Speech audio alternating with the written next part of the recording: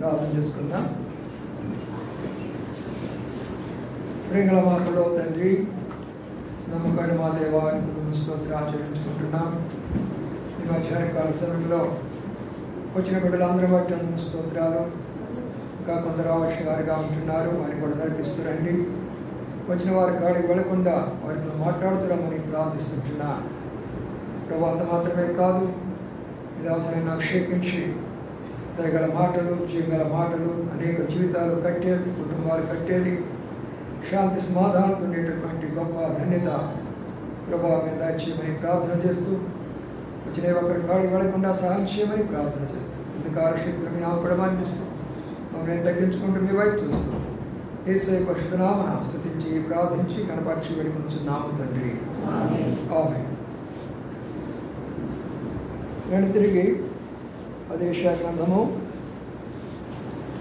10,00,000 యెషయా గ్రంథము 10,00,000 యెషయా గ్రంథము 10,00,000లో మరి మాటను ధ్యానం చేస్తున్నాం.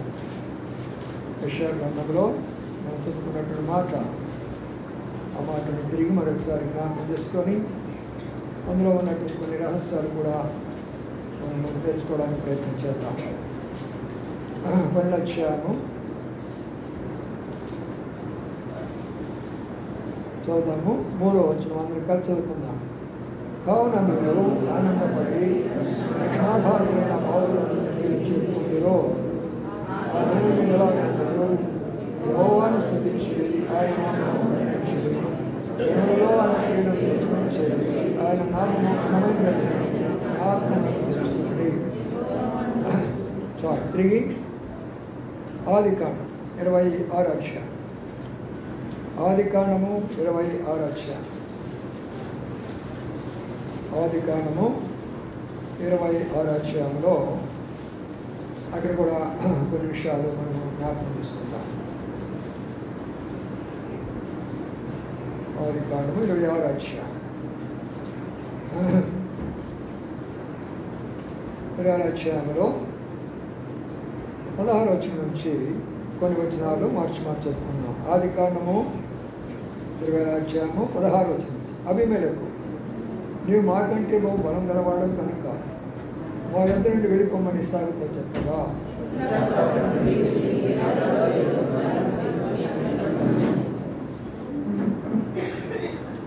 అప్పుడు తన తండ్రి అయిన అబ్రహాము దినములలో తవ్విన నీళ్ల బావులను ఇస్సాకు తిరిగి త్రవ్వించెను. వేరైనగా అబ్రహాము మృతి నొందిన తర్వాత ఫిలిష్తీయులు వాటిని కూర్చివేసిరి. అతను తన తండ్రికి వాటికి పెట్టిన పేర్లు చొప్పున తిరిగి వాటికి పేర్లు పెట్టెను.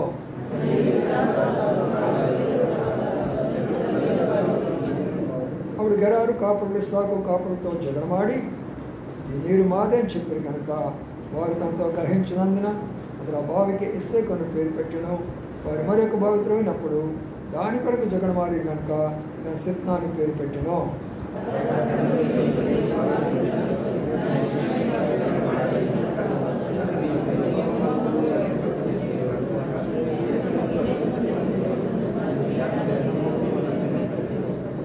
అక్కడ నుండి అతను బేష్బాకు వెళ్ళను. ఆ రాత్రి తండ్రి అయిన అబ్రహాము దేవుడు తోడైన భయపడను. దాసు అబ్రహాముని నన్ను ఆశ్రయించి ఈ సంతానం విస్తరింపచేస్తానని చెప్పాను. 25 కలిసి చదువుకున్నాం. అక్కడ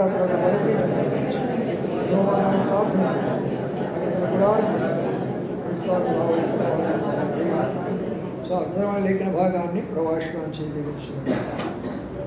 వీళ్ళ సమయంలో మనము మొదటిగా రక్షణ బావిని గురించి మనము చూస్తూ వచ్చాము. రక్షణ బావిని దేవుడు ఎందుకు మరి పరిశుద్ధ గ్రంథంలో రాశాడు? బావులను మనం వెళతాము, నీళ్ళు తాగుకుంటామే, కానీ దాని యొక్క రహస్యాలు మనకు తెలియదు.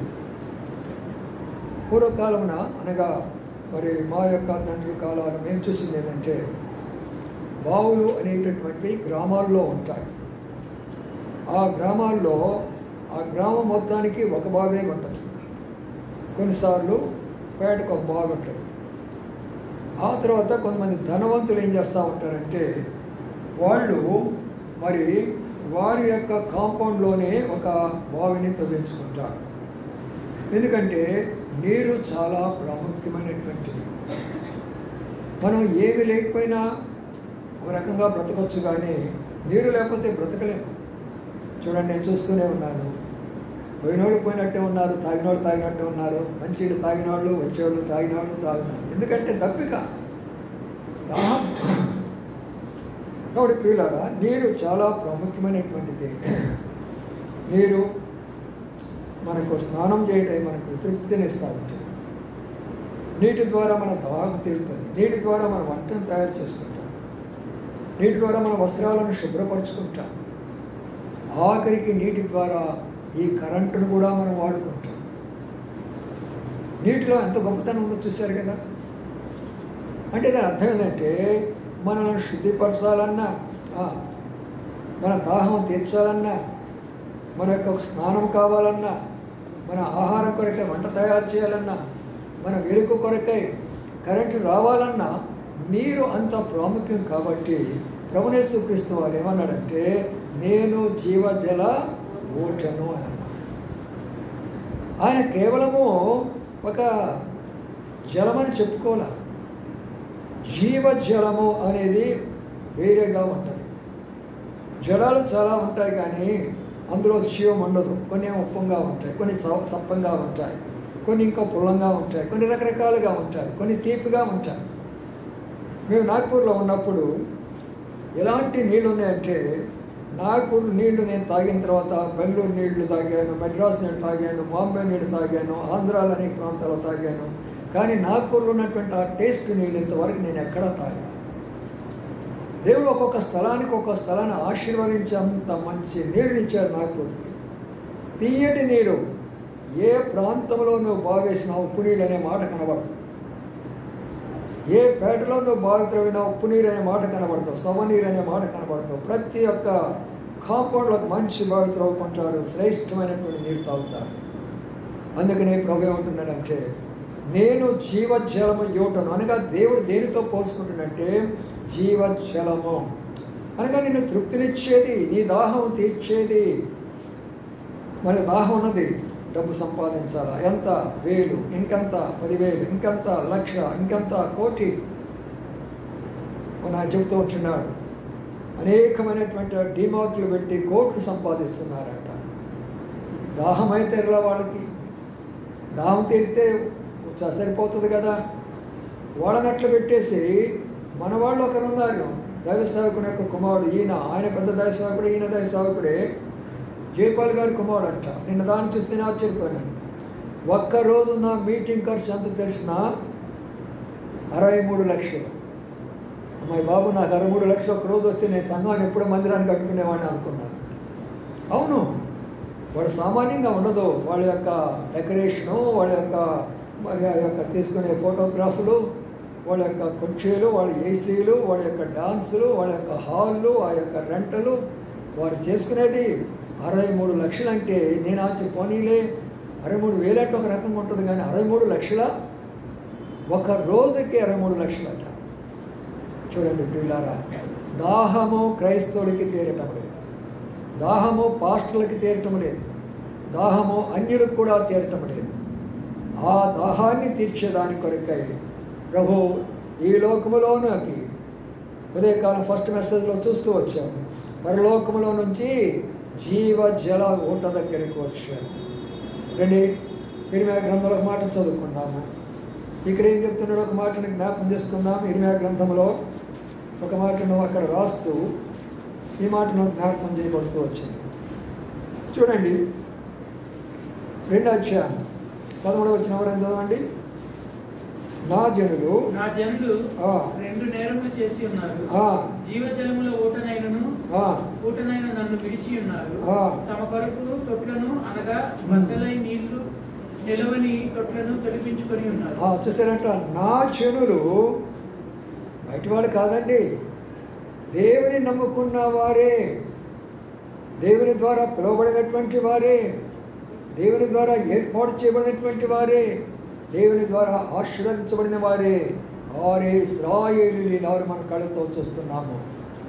ప్రపంచంలో వారికి ఉన్న జ్ఞానము దేవుడు ఎవరికీ ఇవ్వలేదు. మరి ఏరోప్లేన్ కనిపెట్టింది ఆయనే, రాకెట్లు కనిపెట్టింది వాళ్ళే, ఆకాశకి చంద్రమండలంలో అడుగుపెట్టినటువంటి నీల్ ఆర్మ్స్ట్రాంగ్ కూడా వాళ్ళ బ్యాక్గ్రౌండ్ నుంచి వచ్చినటువంటి ఆయనే. నా జనులు ఇంత జ్ఞానం ఇచ్చాను, నా జనులకు ఇంత శక్తినిచ్చాను, నా జనులకు ఇంత బలం ఇచ్చాను, వారు నా జనులే. కానీ ఆ జీవజల ఊటనైన నన్ను విడిచిపెట్టేసి ఒక తొట్లను, అవి కూడా పగిలిపోయే తొట్లు, నీళ్లు పోస్తే నిలవనటువంటి తొట్లను వాళ్ళు ఏర్పాటు చేస్తున్నారు. అంటే దాని అర్థం ఏంటంటే, ఏ జలమైతే మనకు తృప్తినిస్తుందో ఆయన దగ్గరికి పోము, కానీ ఏ జలమైతే మనకు తృప్తిని ఇవ్వదో దాని దగ్గరికి పోతాం. ఉదాహరణ చెప్తాను. ఒక సినిమా చూసామనుకోండి, చాలా బాగుంది అంటాం, మళ్ళీ ఏమంటాము, మళ్ళీ ఏం సినిమా వస్తే బాగుంటుంది అంటాం. ఆ సినిమా కూడా చూసారనుకోండి, పోనీ అప్పుడు తృప్తి ఉందా, తర్వాత ఏం సినిమా వస్తే బాగుంటుంది అంటాము. అంటే మనకు తృప్తి లేనే లేదు సినిమాల ద్వారా అనేది తెలుస్తుంది. రాబోతోళ్ళు ఏమంటారు, ఈరోజు ఒక పెగ్గేసుకున్నా, రేపు 2 పెగ్గులు వేసుకుంటా, 3వ రోజు 3 పెగ్గులు వేసుకుంటా, తృప్తి లేదు. దాహము, రాగుడు దాహము, సినిమా దాహము. నిన్న వరకు మనం చూసాము. పాపం వాళ్ళ యొక్క పూజలు, వాళ్ళ భక్తులు చాలా మంచియే, కానీ పగిలిపోయే తొట్టులాగా అయిపోయినాయి. ఏమిటా తొట్టు? దేవుడిగా పూజ చేశారు, దేవుడిగా ఆరాధించారు, దేవుడికి అన్నీ చేశారు, మంచి పనులు చేశారు, తీసుకెళ్ళి దేవుడిని ఎక్కడ పడేశారో దిక్కు లేకుండా పడేసేశారు. నా ప్రియమైన సోదరి సోదరులారా, అందుకని అంటున్నాడు, జీవజలము నేను నీకు ఇస్తాను అని ఆ స్త్రీ దగ్గరికి ఇచ్చిన సంగతి మొదటి వర్తమానం మనం చూస్తూ వచ్చాం కదా. ఆ జలమైతే ఎవరికైనా ఉన్నదో వారిలో తృప్తి ఉంటుంది. అనగా దేవుడు నాకు ఈ ఉద్యోగం ఇచ్చాడు, 10,000 రూపాయలు చాలు నాకు, ఒక 50,000 రూపాయలు చాలు నాకు, ఒక 30,000 రూపాయలు చాలు నాకు, అది తృప్తికరంగా ఉంటుంది. దానిని ఆశీర్వదిస్తారు. దేవుడు ఆ యొక్క ధనాన్ని ఆశీర్వదిస్తే నీకు ఎట్లా ఉంటుందంటే ఏ నాడు కూడా నీ ఇంటిలో కొరత అనేది కనపడదు. నేను అనుభవం చెప్తున్నాను. అంత పెద్ద ఉద్యోగాన్ని విడిచిపెట్టేసి, నా పెన్షన్ విడిచిపెట్టేసేసి, ఆఖరికి ఎవరి దగ్గరికి వెళ్ళి, నా బంధువుల దగ్గర ఎవరి దగ్గరికి కూడా ఒక రూపాయి తీసుకోకుండా ఈ రోజు వరకు కూడా తృప్తిగా నేను జీవిస్తున్నాను అంటే మీరేమనుకుంటే అప్పుడు చాలా ఇస్తుండొచ్చు, లేకపోతే మరి వాళ్ళెవరో మరి స్పిరిచువల్గా చాలా పంపిస్తుండొచ్చు, లేకపోతే సంఘస్థులు చాలా ఇస్తూ ఉండొచ్చు అనుకుంటున్నారేమో. అది కాదు రహస్యం. ప్రభు నాకు ఏది ఇచ్చాడో అది చాలు ప్రభు అని వందనాలు చెల్లించి ఆ ఆహారంతో తృప్తి పడతాను, ఆ నివాసంతో తృప్తి పడతాను, ఆ వస్త్రంతో తృప్తి పడతాను. అందుకని ఆ శాంతి సమాధానం నాలో ఉంటుంది. ఎంత కాలమైతే మనం ఈ లోకం కొరకే జీవిస్తామో, ఎంత కాలమైతే లోకాన్ని అనుభవించాలని కోరుకుంటామో, ఎంత కాలం నువ్వు దాన్ని ఆశ పెంచుకుంటా ఉంటామో నీలో తృప్తి ఉండదు. ఉండకపోగా మరణానికి సమీపం అయిపోతూ వస్తూ ఉంటాం. మరణానికి సమీపం అయిపోతూ వస్తూ ఉంటాం. మరి అమ్మాయి మన మధ్యలో లేదు ఈ రోజున. వాళ్ళ తమ్ముడు వచ్చినప్పుడు 2-3 సార్లు చెప్పాను నేను, అమ్మ తీసుకొని రమ్మా, ఆ అబ్బాయి రాకపోతే నేనన్నా వస్తానమ్మా, అది నా బాధ్యత, నిన్ను బట్టి మరి ప్రవీణ్ బట్టి నేను అక్కడికి వచ్చి అబ్బాయికి వాక్యం చెప్తానమ్మా అంటే వినడు వినడు వినడు అని అంటాను. నేను సడన్గా యాక్సిడెంట్ అయింది. యవనస్తుడు తను అనుకున్నాడా యాక్సిడెంట్ అవుతుందని? ఎప్పుడు ఏమి జరుగుతుందో మనకు తెలియదు ప్రియులారా. అందుకనే ప్రభు యొక్క కాపుదల మనకు కావాలి అన్నప్పుడు మనం చేయవలసిన పని ఏంటంటే జీవజల ఓటల దగ్గరికి వస్తే చాలు. ప్రభువా నీ సన్నిధే నాకు సంతోషం, నీ సన్నిధే నాకు ఆనందం, నీ సన్నిధే నాకు తృప్తి అని ఎప్పుడైతే నువ్వు అనుకుంటావో అప్పుడు నీది ఏది తక్కువ ఉండదు. నీ ఇంటిలో ఎప్పటికప్పుడే ఒక నూతనమైనటువంటిది ఆశీర్వాదం దేవుడు చూపిస్తూ వస్తాడు. మరి నేను అనుకోలేదు ఇది నా ఇంటిలో ఉంటుందని. ఎలాగో వచ్చింది ఇక్కడికి? దేవుడే. చాలా అద్భుతమైన విషయం ఏంటంటే నా సొంత అనుభవం చెప్తున్నాను. కరువు ఆ దినాల్లో చాలా మరి ఈ కరోనా వచ్చింది, డబ్బులు లేవు, బ్యాంకు దగ్గర పోవాలంటే కష్టమైన పరిస్థితి వచ్చింది నాకు కూడా. మరి ఏం చేయాలా? బిడ్డలు దూరంగా ఉన్నారు. ఉన్న పాత పుస్తకాలన్నీ తీసాను, చదువుకోవడం మొదలు పెడుతున్నాను. ఆ మొదలుపెట్టి చదువుకుంటూ కొన్ని పుస్తకాలు తీసినప్పుడు అక్కడ కొంత డబ్బు నాకు కనబడింది. ఎంత డబ్బు తెలిసినా 20,000 రూపాయలు అక్కడ ఉన్నది. ఎలాగొచ్చిందో, ఎవరిచ్చారో, ఏమిటో అసలు నాకు అసలు తెలియదు. ఆశ్చర్యకరంగా కొన్ని నెలలు ఆ డబ్బుతోటి అద్భుతంగా ప్రభు జరిపిస్తూ వచ్చాడు. జీవజల యువటనైనటువంటి నన్ను ప్రియమైన సహోదర సహోదరి, ప్రభువుని మనం కానీ విడిచిపెడితే అనుభవాలు మనం పొందలేము. మనం అనుకోనటువంటిది దేవుడు మనకిస్తూ వస్తాడు. మనం తలంచుంది దేవుడు మనకిస్తూ వస్తాడు. మనం పోరాడినటువంటిది, మనం ప్రయత్నం చేయనటువంటిది దేవుని యొక్క జీవజల ఊటల దగ్గరికి మనం వచ్చినప్పుడు అది మనకు తృప్తికరంగా ఇచ్చేవాడిగా ఉంటాడు. మనం కూడా మీకు ఒక ఉదాహరణ చెప్తూ వచ్చాను. మరి బయటికి వెళ్ళాను, ఆయా పనులు చూసుకొని వస్తూ వచ్చాను. నేను దేవుని పనుల మీద ఉంటాను కాబట్టి మంచి ఎండలో వస్తున్నప్పుడు ఎవరో నాకు తెలియదు, ఆ వ్యక్తి ఎవరో తెలియదు. చూడండి, మన అలోక్ అంత ఉంటాడు. సడన్గా ఆ రోడ్డు మీద బండి ఆఫ్ చేశాడు, నా వైపు చూశాడు, అన్నాడు, బాబాయ్ మీరు ఫలానా దగ్గర ఉంటారు కదా? అవునయ్యా అక్కడే ఉంటాను. నీకంటే తెలుసు? లేదు బాబాయ్ మీరు నాకు తెలుసు. నాకు అనుమానం వచ్చింది, ఇతనికి ఎంత తెలుసురా నన్ను గురించి?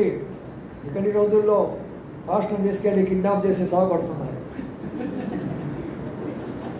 కాబట్టి ఎవడో కూడా వస్తాడు, నేను తెల్లబట్టలు వేసుకున్నాను, వీడు ఏమైనా తీసుకెళ్ళి నన్ను సాగుపడతాడా ఏంట్రా అని కడుపులో భయం అయిపోయింది నాకు. బాబాయ్ ఎక్కువ నీకెందుకు, నేను తీసుకెళ్తాను అంటున్నాను. ఎండలో ఉన్నా 12 గంటలప్పుడు. సరే ప్రార్థన చేసుకొని నడవలేకపోయిన పరిస్థితి, ఎండలో ఉన్నాను.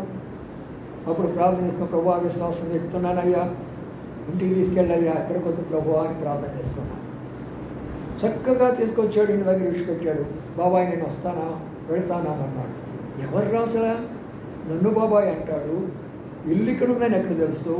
అతను ఎవరు ఏమిటి? అప్పుడు నాకు వచ్చాడు. యెహోవా యందు భయభక్తులు గల వారి చుట్టూ ఆయన దూత కావాలండి. దూతనే పంపించాడు దేవుడు నా కొరకై. దేవుడు నా కొరకై దూతను పంపించాడు. ప్రియమైన సోదరి సోదరుడు, నేను ఆశ్చర్యపోయినాను. ఎవరు తర్వాత నేనంత ఎంక్వైరీ చేశాను, ఎవరు ఎవరు ఎవరు అన్నా కూడా ఎవరో నాకు తెలియటం లేదు.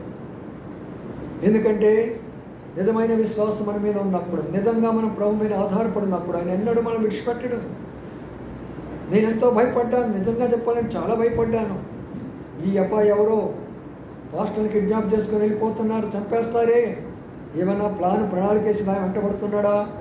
అయితే దేవుడు ఎంత ధైర్యం ఇచ్చాడంటే, ప్రభు కొరకై నేను ఏమైనా కానీ ధైర్యంతో ఉన్నాను కాబట్టి ఇంటి దగ్గర విడిచిపెట్టాడు, తిరిగి వెళ్ళిపోయినాడు.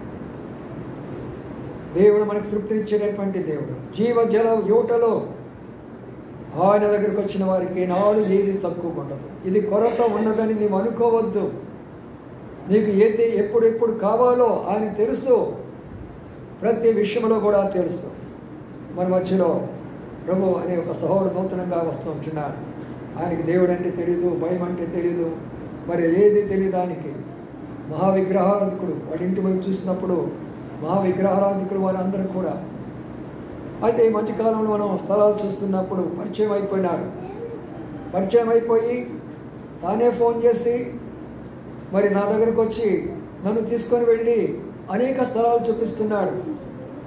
అంతేకాదు, పాస్టర్ గారు నేను మందిరానికి వస్తాను, అంతేకాదు మీరు ఏ పనైనా చెప్పండి నేను చేస్తాను అంటున్నాడు. మనం కోరుకున్నామా? మనం ప్రభు మీద ఆధారపడడం నేర్చుకోవాలి. మనం ప్రభు వైపు చూడటం నేర్చుకోవాలి. ఆయన దగ్గర జీవజలం ఉన్నది. మనకి ఆయనాడు తక్కువ చేయడు. మన ధనములో తక్కువ చేస్తాడా? మన ఆరోగ్యంలో తక్కువ చేస్తాడా? మన దేని విషయంలో తక్కువ చేయడు. అయితే ప్రభు ఏమంటుందంటే, నా జనులు నేరము చేశారు, నన్ను విడిచిపెట్టారు. అవునా కాదా? బైబిల్ చదివి ఎంతకాలం అవుతుంది? ప్రార్థన చేసి ఎంతకాలం అవుతుంది? ఆరాధన చేసి ఎంతకాలం అవుతుంది? ఎన్ని విషయాల్లో మనం తప్పిపోతూ వచ్చాము. ప్రభు నేరం చూపిస్తున్నాడు. జీవజల ఓటాలు నన్ను విడిచాడు, తొట్లు తొలిపించుకున్నారు, పగిలిపోయే తొట్లు, నీడు నిలబడినటువంటి తొట్లు. అనగా తాత్కాలికమైన సంతోషము, తాత్కాలికమైన సంతోషము. దాంతో వాళ్ళకి ఎంత సంతోషం ఉంటుంది, తర్వాత మళ్ళీ ఏముండదో ఆ తాత్కాలిక సంతోషం అయిపోయిన. ఒక గురువుగారి దగ్గరికి ఇద్దరు శిష్యులు వచ్చారంట. వాళ్ళిద్దరు పరీక్ష పెట్టాడంట గురువుగారు. ఏమని చెప్పారంటే, వాళ్ళని ఒక నీళ్ళ దగ్గర తీసుకెళ్లారంట. ఆ నీళ్ళల్లో ఏం కనబడుతున్నాయి మీకు అని అన్నాడంట. ఒకరు ఏం చెప్తున్నారంటే, నా నీడ బాగా కనబడుతుంది అన్నాడంట. మరొకరు ఏం చెప్పారంటే, అందులో ఒక చేప నాకు కనబడుతుంది అన్నాడంట. ఇంకొకరు ఏం చెప్పారంటే, అక్కడ ఏదో ఒక చిన్న మరి వస్తువు కూడా, చిన్న నీళ్ళలో ఉండేటటువంటి చిన్న వస్తువులు ఉంటాయి, అవి కూడా నాకు కనబడుతున్నాయి అడుగునా. ఇంకేం కనబడుతుందంటే, ఇసుక కనబడుతుంది నాకు అందులో ఉన్నాయంట. ఇలాగ ఒక్కొక్కరు కూడా చెప్తూ వచ్చినారంట. అప్పుడు గురుగారు చెప్పారు, ఎవరెవరు చేపను ఇసుకను ఆ యొక్క చిన్నపాటి వస్తువులను చూశారో వాళ్ళ ప్రక్కన అండి, ఎవరైతే వారి ముఖం వాడు కనబడకుండా చూసుకున్నారో వారి ప్రక్కన రమ్మన్నారంట. చూసిన తర్వాత, మీరందరూ గురువుకి సేవ చేయడానికి అర్హులు, ఎవరైతే తమ ముఖాలు కనబడుతున్నాయో మీరు అర్హులు కారు అని అన్నాడంట. అదేంటి గురువుగారు అలాగన్నారు అని అన్నాడంట. నీళ్ళల్లో మీరు చూడవలసింది ఏంటంటే, అందులో ఏమున్నది, ఏ నీళ్లు ఉన్నాయి, అందులో చేపలు ఉన్నాయా, అందులో ఇసుక ఉన్నదా, అందులో రాళ్ళు ఉన్నాయా, అందులో రత్నాలు ఉన్నాయా, అవి నీకు కనబడటం లేదు, కానీ నీ ముఖమే నీకు కనబడుతుంది కాబట్టి నీవు అనర్హుడివి. ఈ రోజుల్లో క్రైస్తవులు అనేకులు అలాగనే ఉంటారు. వారి ముఖమే వారికి కనబడుతూ ఉంటుంది. ఇతరుల కష్టాలు, ఇతరుల బాధలు, ఇతరుల శ్రమలు, ఇతరుల దుఃఖాలు, ఇతరుల యొక్క కన్నీరు, వేదన వారికి కనబడదు. మా కష్టమే, మా బాధే, మాదే మాదే మాదే, మా కుటుంబం, నా బిడ్డలు. ఎంతకాలం ఇలాగా ఉంటాం మనం? ఎంతకాలం ఇలాగా జీవిస్తాం మనం? పరమ గురువుకి మనం కానీ సేవ చేయాలంటే మనకేం కనబడాలో అందులో అందులో ఉన్నాయి, ఏం కనబడుతున్నాయి ఈ రోజున మనకు? మన బిడ్డలే మనకు కనబడుతున్నారా? మన ఉద్యోగాలే మనకు కనబడుతున్నాయా? మన ధనమే మనకు కనబడుతున్నాయా? మన బంధువులే మనకు కనబడుతున్నారా? మన ఆస్తులే మనకు కనబడుతున్నాయా? అవే మనకు కనబడుతున్నాయా? లేక ఇతర కష్టాలు, ఇతరుల కన్నీరు, ఇతరుల యొక్క వేదన? ఇక్కడ కూర్చున్న వాళ్ళు ఎంతోమంది ఎన్నో బాధలతో వెళుతూ ఉంటున్నారు. ఈరోజు సహోదరి బేబీ కూడా ఎంతో అనారోగ్యం పాలైపోయింది. మరి ఇలాంటి వారి పరిస్థితి ఎంతోమంది అనుకోకుండానే సడన్గా జరుగుతూ ఉంటున్నది. కాబట్టి నా ప్రియమైన సోదరి సోదరులారా, మనము ప్రభు యొక్క కార్యాలు ఎప్పుడైతే ముందుకెళ్తామో, ఆ జీవజలం నోటను ఎప్పుడైతే మనం తీసుకుంటామో, మనం తృప్తికరంగా ఉంటామో, అనేకులకు తృప్తినిస్తాము. రండి, ఇప్పుడు మనం చదువుకున్నటువంటి అంశాల దగ్గరికి వెళ్తాము. దాన్ని కొన్ని విషయాలు చూసుకొని ప్రభువులలో పడికై మనం వెళ్ళిపోతాము. ఇక్కడ మనం గమనిస్తే ఒక మాట కనబడుతుంటున్నది. ఏమని అన్నాడంటే 16వ వచనంలో, అబీమెలెకు నీవు మాకంటే బలం గలవాడవు కనుక మా వద్ద నుండి వెళ్ళిపోమని సాకుతో చెప్పాడు. అబీమెలెకు అంటే ఫిలిష్తీయులు, వేరే వాళ్ళు, అన్యులు. ఇస్సాకు అంటే దేవుని యొక్క నమ్ముకున్న అబ్రాహాము యొక్క సంతతి. ఇప్పుడు చూడండి, అటువైపున అన్యులు ఉన్నారు, మరి ఇటువైపున ఎవరు ఉన్నారు? మరి దేవుని నమ్ముకున్నటువంటి బిడ్డలు ఉన్నారు. అన్యులు ఏమని సాక్షిస్తున్నారు? అబీమెలెకు రాజు, ఆ ప్రాంతానికి నాయకుడు. ఇస్సాకును చూసి ఏమంటున్నాడు? నీవు మాకంటే బలవంతుడివి. ఒక్క మాట అర్థం చేసుకోండి. ఈనాడు దేవుని ప్రజలైనటువంటి మనము, క్రీస్తుని నమ్మినటువంటి మనము, అన్యులు మనల గురించి ఏమి చెప్పుకోవాలి? మీరు మాకంటే బలవంతులు, మీరు మాకంటే నీతివంతులు, మీరు మాకంటే గొప్పవారు, మీరు మాకంటే ఆశీర్వదించబడిన వారు అని మన గురించి చెప్పుకోగలుగుతున్నారా? వాళ్ళు ఎంతగానో హెచ్చించుకుంటున్నారు. మేము అన్యులమే, దేవుడు మా యొక్క మొక్కుబడులు తీర్చారు, మేము ఆ కొండకి వెళ్ళాము, ఈ దేవుడు మొక్కున్నామో, దేవుడు మమ్మల్ని అంత ఆశించారు, ఇన్ని అపార్ట్మెంట్ కట్టుకున్నామో అని వాళ్ళు అంటున్నారా? లేక మనం అనిపించుకుంటున్నామా? ప్రియమైన సోదరి సోదరులారా, దేవుని బిడ్డలను దేవుడు ఎప్పుడు కూడా ఎక్కడా తక్కువ చేయడు. ఏ విషయాల్లో మనం తక్కువగా ఉండము. మన వస్త్రంలో కానీ, మన ఆహారంలో కానీ, మన నివాసంలో కానీ, మన ఉద్యోగంలో కానీ, మన కుటుంబంలో కానీ, ఎక్కడ చూసినా, ఏ పరిస్థితి వచ్చినా, ఏనాడు కూడా మన దేవుడు తక్కువగా చేయడు. అన్యులు మన గురించి సాక్ష్యం ఇవ్వాలా? మీ దేవుడే గొప్పవాడు, మీ దేవుడే గొప్పవాడు చెప్తున్నారా మన గురించి? మీరా క్రైస్తవురా? నేను ఒక మొన్న స్థలాన్ని, మందిర స్థలం కొరకు అడిగాను. ఆయన పాపం అన్నిటికీ వాళ్ళనే ఇస్తాడు, ఆయన మంచిగానే అని అన్నిటికీ ఏది అడిగినా కూడా, ఏ ఫంక్షన్కి అడిగినా కూడా, దేనికి అడిగినా స్థలం ఇస్తానే ఉంటాడు. నేను కూడా అడిగాను స్థలం. అంటే నేను డైరెక్ట్గా అడగలేదు, ఇంకొకరి ద్వారా అడిగించాను. ఆయన అక్కడ నుంచి ఫోన్ ఏం చేశాడంటే, మీరు పాస్టర్ అని చెప్తున్నారు, ప్రార్థన అని చెప్తుంటున్నారు, వాళ్ళ మైకులు పెట్టి గొడవ చేస్తారు, వాళ్ళ గొంతులే మనం వేరే వాళ్ళకి ఇద్దాం అన్నాడు. ఒకే మాట, పరువు పోయింది నా పరువు. అంటే ఈనాడు క్రైస్తవుల గురించి ఏ యొక్క సాక్ష్యం చెప్పండి? మైకులు పెట్టి గొడవ చేసుకునే పాస్టర్లు అని పేరు. మైకులు పెట్టి గొడవ చేసుకోవటము, స్వస్థతలని పెట్టేసి భయంకరమైనటువంటి యొక్క బయట బహిరంగంగా పెట్టేసేసి ప్రజలను మోసం చేయటం, ఇవన్నీ చూస్తే అన్ని జనాంగాలు మనలను చీకొడుతున్నారు. ఈ రోజున దేవుని యొక్క నామము వారి మధ్యలో అవమానపరచబడుతుంటున్నది. అందుకనే మనం రోషము పౌరుషము కలిగి ఉండాలి. ముచ్చారెడ్డి నగర్లో ఒక మందిరం ఉన్నది, ఒక సంఘం ఉన్నదంటే ఇది జీవం గల సంఘం అని చెప్పుకోవాలా? దేవుడు వీళ్ళని ఆశీర్వదించారని చెప్పుకోవాలా? వారు నీతి కలిగినటువంటి సంఘం అని చెప్పుకోవాలా? అందుకని నా ప్రియమైన సోదరి సోదరుడా, వారిచ్చిన సాక్ష్యం బట్టి ఇప్పుడు ఇస్సాకు వచ్చాడు.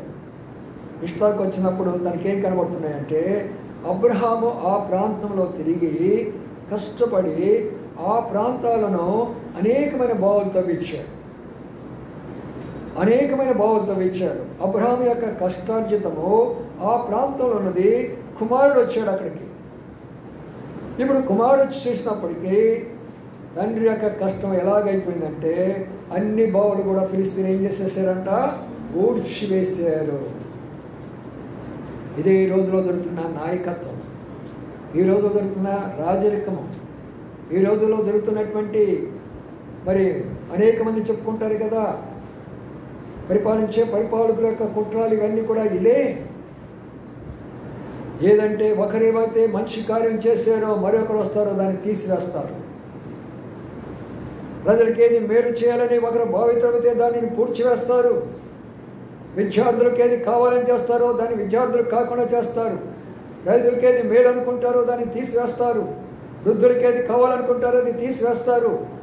ఆ బావులన్నింటినీ కూడా పూడ్చివేస్తూ ఉంటారు ఆ ఫిలిస్తీయులు. ఈనాటికి కూడా అదే విషయాన్ని మనం చూస్తూ ఉంటున్నాం. బాధకరమైనటువంటి విషయము.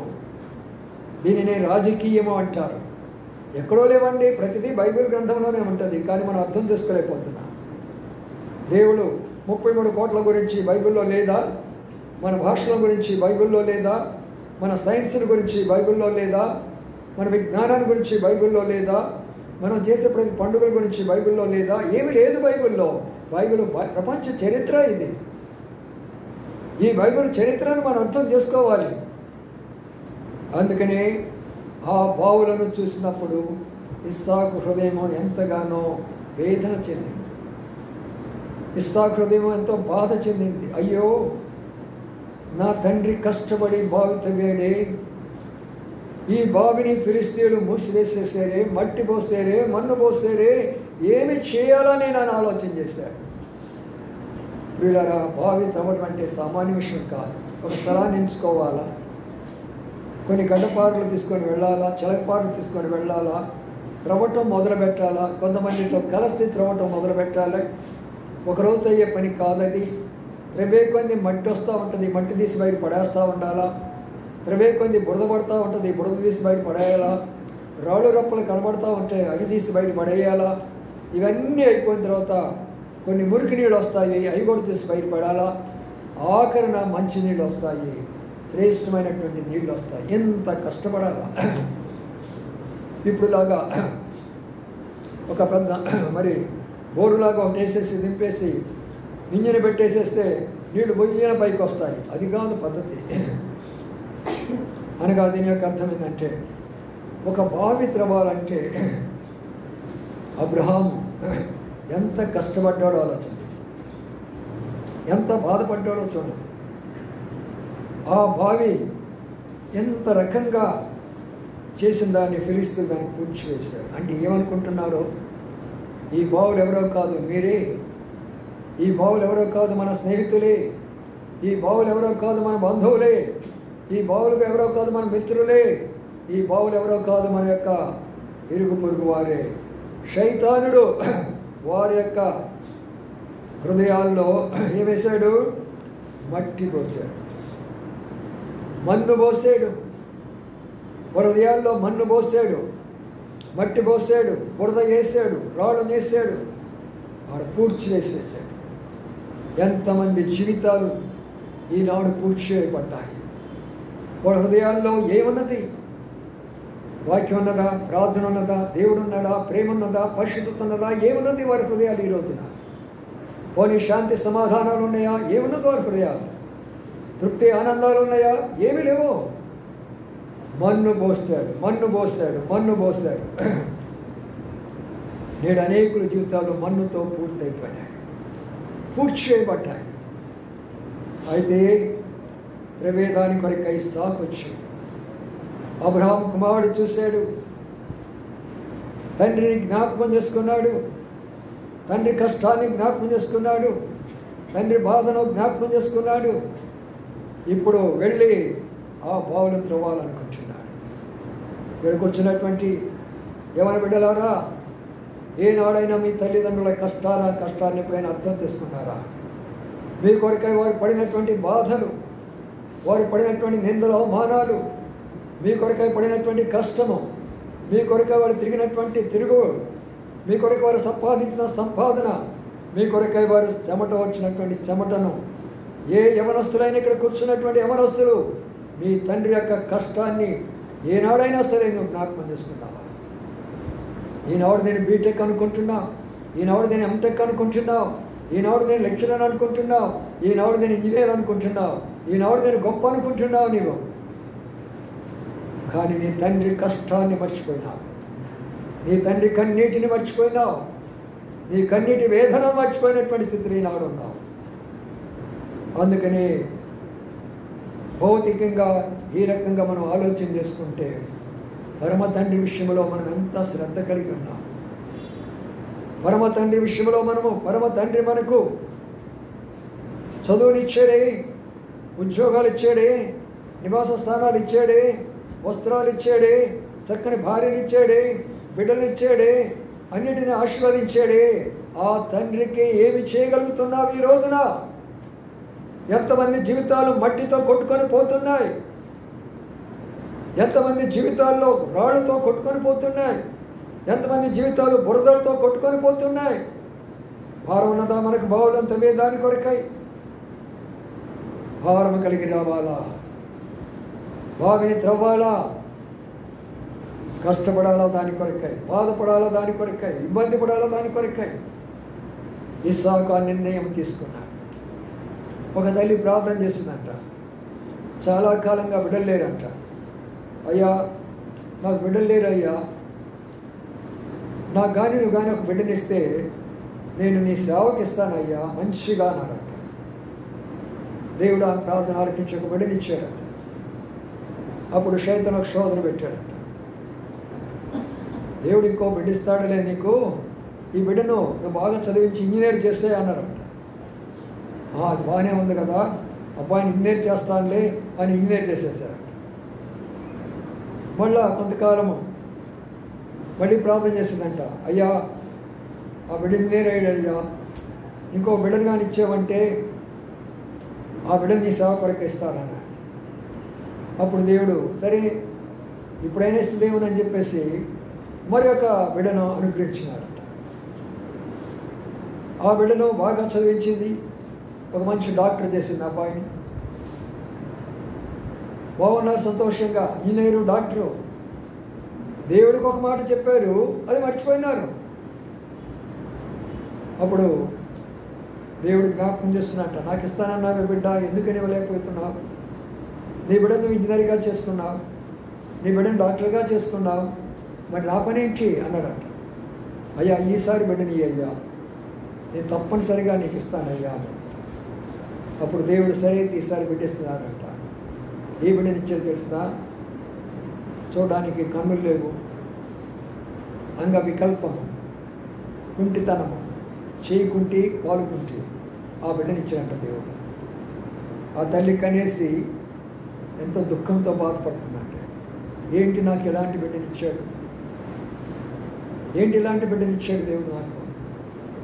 ముందు మంచి బిడ్డలు ఇచ్చాడు కదా, ఇప్పుడు ఏ బిడ్డని ఇచ్చాడు నాకు? ఈ బిడ్డనిచ్చాడా అని, సరేలే దేవుడికి ఇస్తానన్నా కాబట్టి ఇచ్చేస్తా అంటే. ఈనాడు అది కదా మన యొక్క జీవితాలు. అన్ని మంచి మనం ఉంచుకుంటాం, కావలసిన వస్తువులు, కావలసిన ఆస్తులు, కావలసిన బిడ్డలను చక్కగా చదివించుకొని ఉన్నతమైన స్థానంలో ఉంచుకోవాలని కోరుకుంటా. తండ్రి కొరకై నా బిడ్డ నిలబడి ఉండాలా, తండ్రి కొరకై నా బిడ్డ పని చేయాలా అనే భారం ఉన్నదా తల్లిదండ్రులకి? అందుకని తండ్రి లేకపోయినప్పటికీ ఇస్సాకు తండ్రి మార్గంలో నడవాలనుకున్నాడు, తండ్రి మార్గంలో నడవాలనుకున్నాడు. ఈ రోజున ఇక్కడ తండ్రులు కూర్చున్నారు కానీ బిడ్డలేడి, తల్లులు కూర్చున్నారు కానీ బిడ్డలేడి. ఎందుకు నడవడం లేదు? వారే దానికి కారణమా, మనము దానికి కారణమా? మనం పరీక్షించుకుందాం. అందుకని నా ప్రియమైన సోదరులారా, బావులు త్రవ్వించడం చాలా కష్టతరమైన విషయం. ఆయన త్రవ్వించాడు.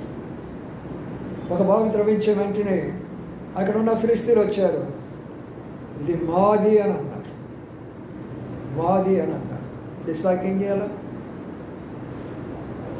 నేను కష్టపడ్డాను, నేను బాగుపడ్డాను, నేను దీని కొరకు ఎన్నో చేశాను, ఎలాగో మీకు ఇస్తాను అన్నాడా?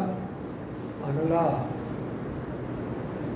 అక్కడి నుంచి ప్రక్కకి వెళ్ళిపోయినా. అది క్రైస్తవ జీవితం. క్రైస్తవ జీవితం నేర్చుకోండి. నీతో గొడవ పడే వాళ్ళతో గొడవ పడగాకు, తిట్టే వాళ్ళతో తిట్టగాకు, నిన్ను చూసి అసూయపడే వాళ్ళతో అసూయపడగాకు, వారి మీద పగ పెంచుకోగాకు, వారితో జగడమాడగాకు. దేవుడు నిన్ను మరొక స్థలంలో ఆశీర్వదిస్తాడు. అందుకని ఇప్పుడు ఏమంటున్నాడంటే, సరే నీదైతే తీసుకో, మీరు జగడమాడారు కదా, తీసేసుకో, మరొక స్థలానికి పెడతాను. ప్రియమైన దేవుని బిడ్డలారా, మనం నేర్చుకునే పాఠం ఏంటంటే, కుటుంబాల్లో కలహాలు వస్తాయి, భార్య భర్త మధ్యలో కలహాలు వస్తాయి, బిడ్డలు తల్లిదండ్రుల మధ్యలో కలహాలు వస్తాయి, అనేక సందర్భాల్లో రకరకాల మనం పనిచేసే స్థలాల్లో కూడా కలహాలు వస్తాయి.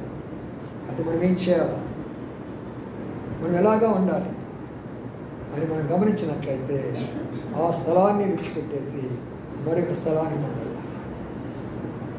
అప్పుడు దేవుడు ఆశీర్వదిస్తాడు. చూడండి, అక్కడ ఉన్న మాటను జ్ఞాపకం చేసుకుందాం. 20వ అధ్యాయంలో చదవండి, ఏముంది? 20వ వచనంలో గెరారు కాపరులు ఇస్సాకు కాపరులతో జగడమాడి ఈ నీరు మాదే అని చెప్పి కనుక వారి తనతో కలిగించినందున అతను ఆ బావికి ఏసెకు అని పేరు పెట్టారు. వారు మరి యొక్క బావి త్రవ్వినప్పుడు దాని కొరకు జగడమాడింది కనుక దానికి సిప్నా అని పేరు పెట్టారు. చూడండి, ఒక దగ్గర జగడం అయిపోయింది, మరి ఒక దగ్గర తగాద అయిపోయింది. ఒక జగడం అయిపోయింది అని అనుకోగాకండి. జగడాలు పెట్టేవాడు శైతానుడు, అసూయ పగ ద్వేషాలు తీసుకొచ్చేవాడు సైతానుడు, శాంతి సమాధానం తీసుకొచ్చేవాడు దేవుడు. మనం ఏ దేవుడి దగ్గరికి వెళ్తున్నాం కాదు, ఏ గుడికి వెళ్తున్నామని కాదు. నేర్చుకోవాల్సిన పాఠం ఏంటంటే, మనకు వెళ్ళినటువంటి యొక్క గుడిలో, మనం వెళ్ళినటువంటి యొక్క దేవాలయంలో, మనం వెళ్ళినటువంటి మందిరంలో మనం ఏం తీసుకొని వస్తున్నాం? అక్కడి నుంచి శాంతి సమాధానం తీసుకొని వస్తున్నామా? సంతోష ఆనందాలు తీసుకొని వస్తున్నామా? జగడాలు తీసుకొని వస్తున్నామా? నేను ఆ ఫోన్లో చూసినప్పుడు చాలా బాధ కలిగింది. ఒంగోలులో నేను 6వ తరగతి నుంచి 12వ తరగతి చదువుతూ అక్కడ పేరు మోసినటువంటి జ్యూయట్ మెమోరియల్ చర్చి అనే ఒక పెద్ద పేరు మోసిన చర్చి ఒకటి ఉంది. ఎప్పుడో 18వ శతాబ్దంలో 1800 సంవత్సరంలో కట్టించినటువంటి పాత చర్చ్. ఎంతోమంది మిషనరీస్ దాని వరకే పోరాడుతూ వచ్చారు. నిన్న చూస్తే అందులో 2 భాగాలు అయిపోయి, వారు వీరు వాళ్ళు అందరు క్రైస్తవులే ఒకరినొకరు కొట్టుకోవడం మొదలుపెట్టారు. పోలీసులు వచ్చారు వారి మధ్య తీర్పు తీర్చడానికి. నా ప్రియమైన సోదరులారా, జగడాలు శైతాను సృష్టిస్తాడు. జగడాలకు దూరంగా ఉండండి. తగాదాలు సృష్టిస్తాడు ఇళ్లల్లో, దానికి దూరంగా ఉండండి. ఆఫీసులో సృష్టిస్తాడు, దూరంగా ఉండండి. చివరికి సంఘాల్లో సృష్టిస్తాడు, దూరంగా ఉండండి. ఇంతవరకు సంవత్సరాలు మన యొక్క సహవాసంలో మనం జగడాలు కొట్లాట్లు తగాద లేకుండా ఎందుకు ఇలాగా మనము శ్రేష్టమైనటువంటి సేవ చేసుకొని రాగలుగుతున్నామంటే ఇస్సాకు యొక్క మార్గంలో మనం నడుస్తూ ఉంటున్నాం. ఏం కష్టపడలేదా? ఆర్సిఎం స్కూల్లో ఎంతగా కష్టపడ్డామో మనకు తెలుసు. గోడలు పెట్టింది మనం కాదా? అక్కడ రూములు కట్టించింది మనం కాదా? పిల్లలు చాలా కొద్దిమంది ఉన్నప్పుడు, దేవుడు ఆశ్రయించినప్పుడు ఎంతోమంది పిల్లలు వచ్చినారు అక్కడ. అయితే చుట్టూ ఉన్నటువంటి పాస్టర్లు ఏం చేశారు అక్కడ? ఈయన కానీ ఈ యొక్క ఆర్సిఎం స్కూల్లో ఉంటే మా చర్చిలకి ఎవరు రారు, పంపించేసేయండి అన్నారు. అక్కడి నుంచి వెళ్ళిపోయినా వెళ్ళలేదా? వెళ్ళే మనం. మరి మల్లేశ్వరమ్మ గారింటికి వెళ్ళలేదా? అక్కడ బాగా త్రవ్వలేదా? చక్కగా నీళ్లు పడలేదా? ఎంతోమంది అన్య జనాంగాలు రాలేదా? అందమైన మందిరం కట్టుకోలేదా? వాళ్ళు ఏమన్నారంటే ఇది మాది అని అన్నారు. అయితే రాలేదా బయటికి మనము? ఎందుకు చెప్తున్నాను ఈ మాట అంటే, క్రైస్తవ జీవితం అనేది కష్టతరమైన జీవితం. అయితే శాంతి సమాధానకరంగా ఉంటుంది. ఎట్టి పరిస్థితుల్లో కూడా మనం జగడాలు వేసుకోవాలి. ఇళ్లల్లో కానీ ఏ విషయాల్లో జగడం వేసుకోవద్దు, తగాదులు వేసుకోవద్దు. భార్య భర్తలు ఇప్పుడు కూడా తగాదు వేసుకోవద్దు. మీ తగాదులు చూసుకుంటే బిడ్డలిద్దరు కూడా తగాదులు వేసుకుంటారు. ఎప్పుడు కూడా బిడ్డల ముందు మీ తగాదులు ఎప్పుడు వేసుకోవద్దు. ఏ విషయమైనా సరేనండి అని చెప్పేసి. భర్తకు లోబడతావా? అది క్షేమం ఉంటుందనుకుంటుంది. భార్యని ప్రేమిస్తావా, అది క్షేమం ఉంటుందనుకుంటుంది. ఈ 2 నియమాలు తప్పిపోయినావా, క్షేమం ఉండదనుకుంటుంది. చాలామంది భర్తకు లోబడాలని చెప్పినన్ని చేయకూడదు. అది చాలా తప్పు చేస్తున్నారు. భర్త సింహాగ్రహం అంటే పోవడమే, లేక రకరకాలైనటువంటి స్థలాలు తీసుకుని వెళ్ళడమే, వాడితో పాటు అన్యాచారంలో పాల్గొనకూడదు. నీ దేవుడు నమ్మిన దేవుడిని రుజువుపరచాలని కోరితే అలాంటి వాటితో ఎక్కిభవించగాకు ప్రార్థన చేయి. ఆ దేవుడు వారికి బుద్ధి చెప్పి నీ పాదాల దగ్గర తీసుకొని వస్తాడు. నా అనుభవం అది. ఎంతమంది అయితే వ్యతిరేకంగా మనకు పని చేస్తారో మనం ప్రార్థించినప్పుడు దేవుడు వాళ్ళకి బుద్ధి చెప్పి మన పాదాల దగ్గర తీసుకొని వస్తాడు. వారితో మనం ఏకీభవించకూడదు. అందుకని నా ప్రియమైన సోదరి సోదరులారా, అక్కడి నుంచి బయలుదేరినాడు, మరి ఒక స్థలానికి వెళ్ళిపోయినాడు. ఇక్కడ 3వ బావితో వేడు. అయితే ఇప్పుడు ఏం చేశారు వాళ్ళు? రాలా, అక్కడికి వచ్చారా? రాలా. అప్పుడు ఏమని పేరు పెట్టారు అక్కడ? రెహోబోతు, అనగా ప్రత్యేకించబడ్డాము. రెహోబోతు అంటే ప్రత్యేకించబడటము.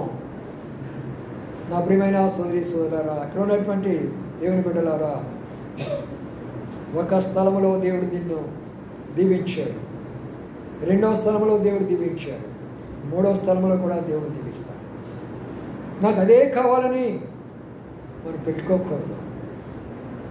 నాకు అదే కావాలా, భర్తను వేధించగలండి. నాకు ఫలానా వస్తువు కావాలా అని ఇంట్లో గొడవ పెట్టుకోకండి. ప్రభువా, నీ చిత్తం, నువ్వు ఎక్కడ పంపించాలనుకున్నావు, ఏమి చేయాలనుకుంటున్నావు, నీ వాక్య ప్రకారం మేము వెళుతున్నాం ప్రభువా అని మనం వెళ్ళినప్పుడు, అక్కడ మనం త్రవ్వినప్పుడు జీవజలాలు పడుతూనే ఉన్నాయి. అద్భుతమైనటువంటి బావి అక్కడ ప్రబలేదు. అంతేకాదు, దైవ ప్రత్యక్షత అక్కడ కనబడుతుంది. రెండు ఆఖరిగా మాట కూడా చూసుకుందాం. ముగించే ముందు ఆ మాటను చూసుకుందాం. 20వ అధ్యాయంలో చూడండి, ఎక్కడున్న మాట 25 నుంచి చదవండి. అక్కడ అతను ఒక బలిపీఠం కట్టించి యెహోవా నామమున ప్రార్థన చేసి అక్కడ తన గుడారము వేశాడు. అప్పుడు ఇస్సాకు దాసులు అక్కడ బావిలోకి అంతటి అబీమెలెకు అతని స్నేహితుడైన అబూజాతును అతని సేనాధిపతి అయిన ఫికోలును గెరాల నుండి అతని యొద్దకు వచ్చి, ఇస్సాకు నా మీద పగబట్టి మీ యొద్ద నుండి నన్ను పంపివేసిన. అది దేవుడు చేసే కార్యం గుర్తించుకోండి. ఎవరైతే పగబడతారో, ఎవరైతే నీకు వ్యతిరేకమైన కార్యాలు చేస్తారో, దేవుడు తీసుకొచ్చి నీ పాదాల మీద పడేస్తాడు. అది ఓపిక కలిగి ఉండాలి. గత రాత్రి కూడా చెప్తూ వచ్చాను ప్రార్థనా కోడికలో, మన ఓపిక కానీ మనకి ఇప్పుడు కూడా క్షేమం కలుగు చేస్తాను. అందుకని నా ప్రియమైన సోదరి సోదరులారా, ఇక్కడ అక్కడ నుంచి వెళ్ళాడు, మరి ఒక స్థలం తవ్వాడు. అక్కడ నీళ్లు సమృద్ధిగా పడ్డాయి. ఆ యొక్క నీటి ద్వారా వారి అవసరాన్ని తీర్చబడుతూ వస్తున్నాయి. ఇప్పుడు ఏం చేస్తున్నారంటే అన్య జనాంగాలు వచ్చి ఎవరి దగ్గరికి వస్తున్నారు? ఎవరి దగ్గరికి వస్తున్నారు? అది మన సంఘం యొక్క సాక్ష్యం. అది సంఘాల్లో అన్యజనులు చాలా తక్కువగా ఉంటారు, నామకార్థమైన క్రైస్తవులు ఎక్కువగా ఉంటారు. అయితే అన్యజనులు ఎందుకు వస్తారు అంటే అక్కడ ఏదో చూస్తారు.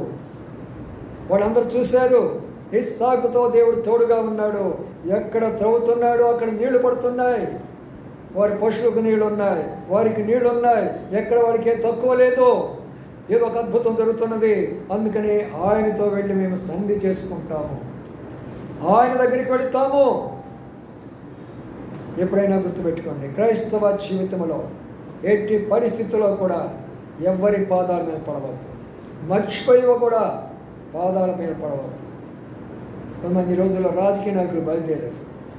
రాజకీయ నాయకులు, రాజకీయ పార్టీలు ఉండే వాళ్ళు ఏం చేస్తారంటే, వాళ్ళు రావటమని వెళ్ళే ఆ పాదాలు కొట్టుకుంటారు. ఏముందో వాళ్ళ పాదాలు అంత మోసం అయితే. ఈరోజు పూజారులు కూడా బయలుదేరారు. వాళ్ళు కానీ వస్తుంటే వెళ్ళి అదరాబాద్లో వాళ్ళు పాదాలు కొట్టుకుంటారు. ఏముందో వాళ్ళ పాదాల్లో? ఎవరి పాదాల మీద మనం పడవచ్చుకోలేదు. వారు మన పాదాల మీద పడాలి, కానీ మనం వారి పాదాల మీద పడదు. అందుకని ఇక్కడికి వచ్చారు వాళ్ళు. ప్రియమైన సోదరి సోదరులారా, దేవుడు ఇస్సాకుతో ఉన్నాడు కాబట్టి ఎక్కడికి వెళ్ళినా కూడా ఆశీర్వదించబడుతూ వచ్చాడు. గత 3 సంవత్సరాలు మనం అనుకోకుండానే వారే ఫోన్ చేశారు, మీరు ఇక్కడికి రావాలి, సేవ చేయమని కోరారు. మనం సేవ చేస్తూ వచ్చాము. దేవుడు దీన్ని ఆశీర్వదించాడు. దీనే కాదు, వారు కూడా మనం వచ్చినప్పుడు కొద్దిమంది ఉన్నారు కాబట్టి ఎక్కడికెక్కడికో వెళ్ళేవాడు. మన ప్రార్థన ఆలకించి దేవుడు వాళ్ళని కూడా ఆశీర్వదించాడు. ఇప్పుడు వాళ్ళు కూడా మనల్ని వెళ్ళమనే అంటం లేదు, కానీ మనతో జగడ వేసుకోవటం లేదు. కానీ బ్రదర్, మేము కూడా ఉదయకాలము ఆరాధన చేసుకోవాలా అనుకుంటున్నాం. అప్పుడు నేను ఇదే సమాధానం చెప్పాను, సరేనమ్మా, మరొక బావిని మేము తవ్వుకుంటాం. దేవుడు మమ్మల్ని విడిచిపెట్టడం. అలా కాదు బ్రదరు, టైం మాత్రమే మార్చుకుందాం, మీరు ఒక టైం పెట్టుకోండి, మనం ఒక టైం పెట్టుకుందాం అని వారు మనతో చెప్పడం జరిగింది. కానీ ఎందుకు ఈ విషయాలు చెప్పామంటే మన జీవితాల్లో ఉన్న అనుభవాలే మనం అనుభవంగా వెళ్ళాలా, మన సంఘము కానీ మనం కానీ. అప్పుడు దేవుడు దాన్ని దీవిస్తాడు, దేవుడు ఆశీర్వదిస్తాడు, ఆ కుటుంబాలను ఆ సంఘాలను ఆశీర్వదిస్తాడు. అందుకని ఇక్కడ జరిగినటువంటి విషయంలో ఆఖరిగా మాట చదువుకుందాం, అందరం కలిసి చదువుకున్న ఈ మాట 20వ అధ్యాయంలో చూద్దాం. 12వ వచనం అందరంగా చదువుకుందాం. 12వ వచనం, ఇస్సాకు ఆ దేశంలో వాళ్ళని విత్తనం వేసి ఆ సంవత్సరము 100 ఫలం పొందెను. యెహోవాను ఆశీర్వదించుట ఆ మనుషుడు గొప్పవాడు. కాబట్టి ఇస్సాకు ఉన్న స్థలంలో ఏం వేస్తున్నాడు చెప్పండి? విత్తనం వేస్తున్నాడు. అనగా దేవుని యొక్క వాక్యము విత్తనం. మన హృదయాల్లో వాక్యం ఉంటే మన జీవితం ఫలభరితంగా ఉంటుంది. మన కుటుంబంలో వాక్యం ఉంటే కుటుంబము ఫలభరితంగా ఉంటుంది. సంఘములో వాక్యం ఉంటే సంఘము ఫలభరితంగా ఉంటుంది. ఈ రోజుల్లో చాలా బావులు ఉన్నాయి, ఎండిపోయిన బావులు ఉన్నాయి. బావి చాలా పెద్దగానే ఉన్నది, కానీ అది వెండిపోయినటువంటి బావి, అందులో నీళ్లు లేవు. సంఘాలు చాలా ఉన్నాయి ఈ రోజున, వాక్యం లేదు. సరైనటువంటి జీవగల వాక్యము, మనుషులను మార్చే వాక్యము, జీవితాలను మార్చే వాక్యము, పరలోకం తీసుకునే వాక్యము, ప్రభు పరికరించబడే వాక్యము ఈనాడు లేదు. ప్రజలు ఉన్నారు, బావులు పెద్దగానే కనబడుతున్నాయి. అయితే దేవుని కృపను బట్టి ఇస్సాకు విత్తనం వేశాడు. ఏం చేశాడు? అక్కడ ఎంత పండించాడు? 100%. మనం కూడా విత్తనం వేస్తున్నాం, దేవుడు ఆశీర్వదిస్తాడు. కానీ బావి తవ్వాలంటే ఒకరి వల్ల కాదు. ఇస్సాకుతో పాటు పనివారు ఏమైపోయినారు? కలసి పని చేస్తూ వచ్చారు. సంఘమా, విశ్వాసులారా, దేవుని ప్రజలారా, సహోదరులారా, మనస్సులారా, మనం కలిసి పని చేద్దాం. దేవుని కార్యాన్ని కలిసి పని చేద్దాము. సండే స్కూల్ పరిచయం అయినా, యవనస్తుల పరిచయం అయినా, సహోదరుల యొక్క పరిచయం అయినా ఒకరు గుర్తించుకోండి, ఇది ఆచారయుక్తమైనటువంటిది కాదు, ఇది ఆత్మానుసారమైనటువంటిది. ఎవరు కూడా ఎలాగ ఫీల్ కావాలంటే ఇది ఎవరి మందిరం కాదు, ఇది నా ఇల్లు అనుకోవాలి. ప్రతి ఒక్కరు ఇక్కడ కూర్చున్న వారు ప్రతి కూడికని కూడా నీవేమనుకోవాలంటే ఈ కూడికి నేను జరిపిస్తున్నాను అనే భావన నీకు రావాలి. అప్పుడే నీ వర్ధిల్లుతావు, సంఘం వర్ధిల్లుతావు. మనం ఇల్లు ఖాళీ చేయాలనుకున్నాం అనుకో, అప్పుడు మనం ఏం చేస్తాం? ప్రతి ఒక్కరిని ఇంటిని వెతుకుతానికి పోతానే ఉంటాం. ఎందుకంటే నా ఇల్లు ఖాళీ చేయమన్నారు కాబట్టి. అలాగే ప్రతి ఒక్కరు కూడా దేవుని యొక్క మందిరాన్ని మనం ఏం చేసుకోవాలంటే ఇది నా ఇల్లు, ఇది నా ఇల్లు అని ఎప్పుడైతే మనకు ఆ భావన వస్తుందో నిన్ను కూడా 100 దేవుడు ఆశీర్వదిస్తాడు. ఎక్కడ నువ్వు అడుగు పెడతావో, ఎక్కడ నువ్వు పంటనేస్తావో ఫలభరితంగా ఉంటుంది నీ జీవితము, నీ కుటుంబ జీవితము, సంఘ జీవితం. రండి ప్రార్థన చేసుకుందాం. అందరు కళ్ళు మూసుకోనండి, మోకాళ్ళ మీకు రండి, ఒక నిమిషం పరిశీలించుకోనండి. హృదయాలను చూసుకుందాం ఒక నిమిషం. ప్రియమైన సహోదర సహోదరి, తండ్రి బావులను తవ్వే బాధ్యత మనకి ఇచ్చారు. గుంటూరులో ఎన్నో బావులు ఉన్నాయి. ఆ బావులన్నింటినీ కూడా మనం త్రవ్వాల్సిన బాధ్యత మనకున్నది. ఆ బావులు మన బంధువులే కావచ్చు, మన మిత్రులే కావచ్చు, మన గిరిపొరు వారే కావచ్చు. శత్రువు సైతాను మట్టి పొడుస్తుంది. వారి హృదయాల్లో పాపం అనే మట్టిని పెట్టింది, వారి హృదయాలు కఠినం చేసింది. దాని కొరకే ప్రభు నిన్ను ఏర్పాటు చేసుకున్నాడు. త్రవదామా బావి, ముందుకు వెళదామా, వెనక అడుగేద్దామా, గడపాలు పట్టుకుందామా, ధైర్యంగా విశ్వాసంగా ముందుకు వెళ్ళిపోదామా, ఇస్సాకు వలె విశ్వాసంగా ముందుకు వెళ్ళిపోదాం. అప్పుడు దేవుడు నిన్ను, నీ కుటుంబాన్ని ఆశీర్వదిస్తాడు, దీవిస్తాడు. ఏ తక్కువ ఉండదు. ఒక అద్భుతం జరుగుతుంది నీ జీవితంలో. ఆశ్చర్యకరమైన విషయం జరుగుతుంది నీ జీవితంలో. ఆ దేశం నుండి నూరంతలుగా ఆశీర్వదించబడ్డాడు. నీవు కూడా ఆశీర్వదించబడతావు. అది పోరాటంలోకి వచ్చాడు ఇస్సాకు. ఆ పోరాటంలో జగడం వేయలేదు కానీ, తగాదాలు వేయలేదు కానీ, కొట్లాట పెట్టుకోలేదు కానీ, ప్రభు చెప్పిన మార్గంలో వెళుతూ వచ్చాడు కాబట్టి ఆశీర్వదించబడ్డాడు. కాబట్టి నీకు కూడా పోరాటం ఉండొచ్చు. ఇంటిలో పోరాటం ఉండొచ్చు, బయట పోరాటం ఉండొచ్చు, ఆఫీసులో పోరాటం ఉండొచ్చు. ప్రభు మార్గంలో నడువు. ప్రభు నీ జీవితంలో అద్భుతమైన కార్యం చేస్తాడు. ఆ రీతిగా మనం పరీక్షించుకుందాం. ప్రభువుల కొరకు సిద్ధపడతాం.